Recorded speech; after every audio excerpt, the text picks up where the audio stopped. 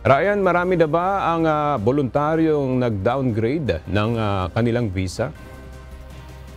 Agad sa ngayon, wala pang total tally ang Bureau of Immigration pero marami-rami na daw ang nag-downgrade nitong nakalipas na linggo.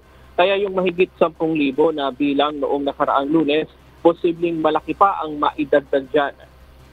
Muling nagpaalala ang Bureau of Immigration na hanggang bukas na lamang October 15 ang voluntaryong downgrade ng kanilang visa status at isuko ang kanilang alien employment permit sa mga dayuhang nagtatrabaho sa mga Internet Gaming Licensee o IGL o dating tawag na POGO.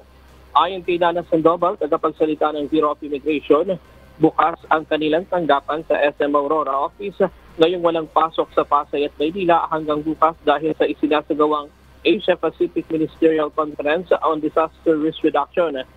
Pagkatapos ng October 15 ay ikakansela na ng DI ang visa ng mga hindi sumailalim sa voluntary downgrading. Pag hindi po sila nag-downgrade before October 15, sila po ay ordered to leave already. Pag ordered to leave po, kinakailangan umalis na po sila immediately sa labas ng bansa. Hanggang December 31 lamang ang ibinigay ng pamahalaan para makapanatili sa bansa ang mga dayuhan. Ang lahat ng hindi aalis ay ilalagay sa blacklist ng DI at hindi na ito makakapasok sa bansa sa mga susunod na pagkakataon.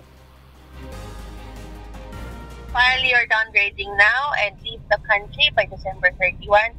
I hope since we are law-abiding foreign nationals in the past, we still abide by the law, we still abide by the policies of the national government. Follow po itong declaration natin na kailangan umalis na po sila by December 31.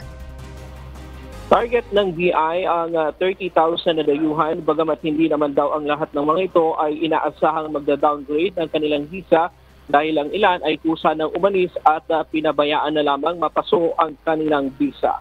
Diyan muna ang latest mula dito sa Pasay. Balik sa'yo, Aga. Salamat, Ryan Lacanlale.